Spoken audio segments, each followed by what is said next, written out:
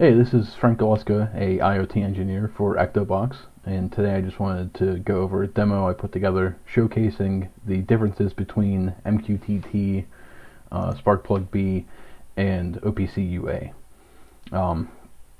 You probably heard about the 4 technology rules that we like to abide by in the past, that being lightweight technologies, report by exception, edge-driven, and open technologies. And for us, MQTT fits all 4 of those rules. And I just wanted to go over this demo and explain the differences between MQTT and OPC. So for this demo, I'm just running a virtual machine on my computer here, and I have a Siemens S7-1200 connected to it, currently running here, and I have the OPC-UA communication set up on it with 2 server interfaces. This Techbox demo is the one I'll be using today. It has about 250 tags overall that are available over OPC, and I'm just going to be doing a simple bench test to show the network traffic of pulling all 250 of these tags over OPC UA for about 30 minutes, and just kind of really show the network traffic and the impact that has on the network.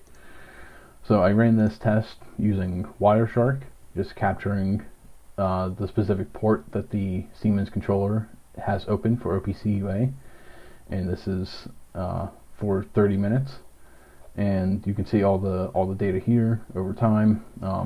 And if I go to my statistics tab in my properties, see here, ran for 30 minutes, captured all the packets, and ended up being about 775,000 bytes, so a little bit less than a megabyte.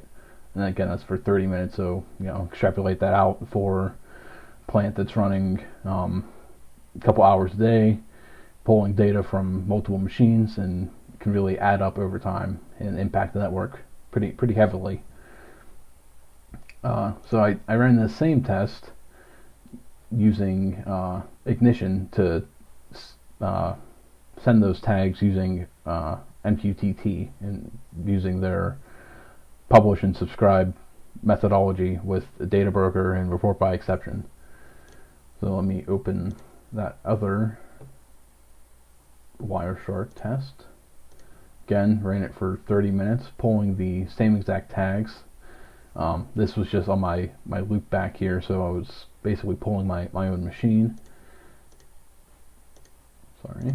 And if I go to my statistics, my file, my properties again, see here, captured all of the packets, much less though, almost half, and less than half of the amount of data as well. And that doesn't mean that we didn't capture any changes. We still got all the tag changes as they came across. It's just there are instances where I'm pulling every second, and half the tags don't change that often, or hardly at all. So I'm pulling the same data over and over again with OPC, getting the same response. Whereas with MQTT, I'm simply listening for changes on those tags, rather than constantly asking for updates from them, and that significantly reduces my network traffic. And again, if you extrapolate this out for a couple hours a day, a couple days a week, it adds up over time, and especially as you add more and more machines, the impact of your network can get quite severe. Just as another test I ran just to see, I ended up actually doubling the amount of time that I ran the MQTT test for, and even after almost an hour, I still was not at the amount of bandwidth that OPC-UA used.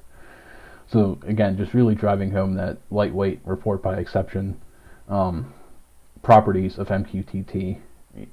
I've worked with OPC in the past where I've been monitoring alarm points for certain devices, and it could be an alarm for an oil filter being dirty, or an air filter being dirty, something along those lines. And maybe they're dirty once every quarter, every 3 months or so, and I'm polling them every 5 seconds. So there's months of data it's constantly the same, no change. Whereas with MQTT, you're only going to get the changes, the data you actually really care about. So just a quick little demonstration on those technology rules. Again, lightweight, report by exception, edge-driven, and open technology. Here really showcasing the report by exception capabilities of MQTT. And thank you for your time.